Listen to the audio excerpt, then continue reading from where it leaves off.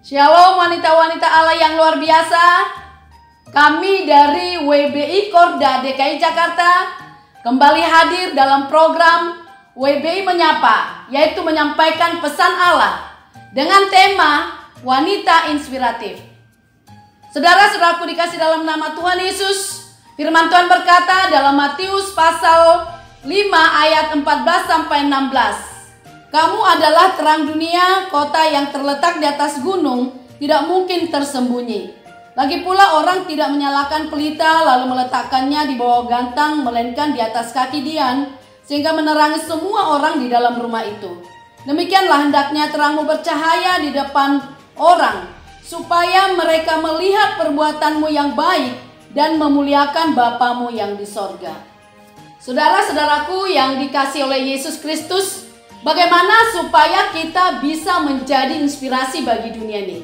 Yang pertama, kita harus menyadari bahwa kita adalah terang dunia. Berarti kita harus menggali dan mengembangkan potensi-potensi atau kemampuan-kemampuan yang besar yang Tuhan sudah anugerahkan dalam hidup kita, yang Tuhan sudah tempatkan dalam diri kita ini untuk kita pakai menjadi berkat bagi dunia ini. Yang kedua, kita harus rela berkorban. Saudara-saudaraku, ketika kita menyadari bahwa Allah telah berkorban atas dunia ini, bahkan atas hidup kita secara pribadi, maka kita akan melakukan pengorbanan yang sama seperti Tuhan lakukan. Bahkan yang Tuhan inginkan dalam hidup kita. Kita akan mengorbankan potensi-potensi kita, bahkan seluruh kemampuan-kemampuan kita yang Tuhan sudah anugerahkan dalam hidup kita, dan kita akan bagikan kepada dunia ini. Dan akhirnya Tuhan akan menempatkan kita di sebelah kanannya dan berkata, terimalah kerajaan yang diberikan kepadamu sejak dunia dijadikan. Sebab ketika aku lapar, kamu memberi aku makan. Ketika aku haus, kamu memberi aku minum. Ketika aku seorang asing, kamu memberi aku tumpangan. Ketika aku telanjang, kamu memberi aku pakaian. Ketika aku sakit, kamu melawat aku. Ketika aku dalam penjara, kamu mengunjungi aku. Oh haleluya, puji Tuhan. Sesuatu yang sangat luar biasa ketika kita mau menjadi inspirasi bagi dunia ini. Tuhan akan memperhitungkan apa yang kita lakukan, apa yang kita kerjakan. Saat ini saudara-saudaraku, saya akan memberikan satu contoh nyata kisah inspiratif seorang wanita yang sangat sederhana yang dipakai oleh Tuhan menjadi berkat bagi dunia ini, yaitu Bunda Teresa. Siapa yang tidak kenal dengan Bunda Teresa, si penerima hadiah Nobel perdamaian? Seorang biarawati yang mencurahkan seluruh hidupnya untuk melayani orang termiskin dari orang miskin di India. Ia merawat para tunawisma dan orang-orang terbuang, memberikan mereka cinta dan martabat manusia sebelum ajal menjemput mereka. Bunda Teresa ini lahir di Makedonia dengan nama Andese Gonse Boksasiu. Dia berasal dari keluarga Albania, Kosovo. Ayahnya meninggal dunia ketika dia masih berusia 8 tahun. Dan dia harus menjalani kehidupan bersama ibu dan ketiga saudara-saudaranya. Di usia remaja dia mulai bergabung dengan pemuda gereja lokalnya. Disinilah dia memulai panggilannya dan ketertarikannya untuk menjadi misionaris. Di usia 18 tahun dia diutus ke India, tepatnya di kota Kalkuta. Di sana dia mengajar di salah satu SMA, yaitu SMA Santa Maria, dan dia mengajar geografi dan katekisasi. Selama 11 tahun dia mengajar di sana. Dia diangkat menjadi kepala sekolah. Dan selama 20 tahun dia mengabdi di sana.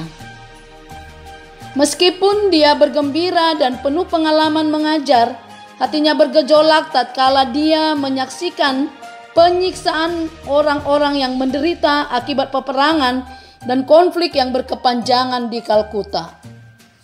Kota Kalkuta yang dulunya kota industri menjadi kota yang sangat miskin dengan banyaknya orang sakit dan yang terlantar. Hatinya berkobar oleh panggilan Tuhan untuk melayani mereka yang paling miskin dari antara orang-orang miskin. Ia tidak tahan melihat orang-orang miskin yang dia temui setiap hari. Bunda Teresa merasa peran sebagai kepala sekolah terlalu nyaman. Lalu ia keluar dari sana dan fokus pada pengabdian terhadap kaum papa. Bunda Teresa berpikir jalan terbaik dalam mengamalkan ajaran Kristus adalah hidup bersama kaum papa. Bagaimana dia dapat turut merasakan penderitaan mereka dan menolong mereka agar mereka bisa menemukan kedamaian pada hari-hari terakhir hidup mereka. Di usia ke-38 tahun, Bunda Teresa sudah aktif mengunjungi daerah-daerah kumuh di Kalkuta. Dalam keterbatasannya, dia mulai pelayanan dari hal yang kecil. Dia mulai membuka sekolah terbuka di sebuah taman, dan dia mengajarkan pentingnya kesehatan di samping mengajar membaca dan menulis. Dia mendirikan rumah tinggal yang sangat sederhana dan membawa anak-anak yang sakit dan serta merawat mereka di sana.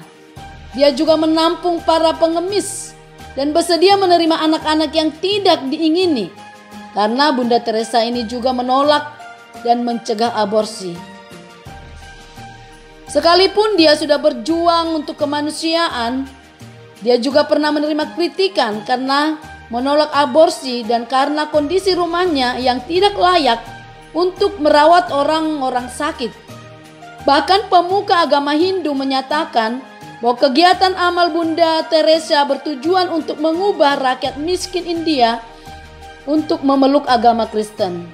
Dia juga dianggap menyalahgunakan sumbangan, dan ada banyak lagi kritikan-kritikan lainnya yang diterima oleh Bunda Teresa.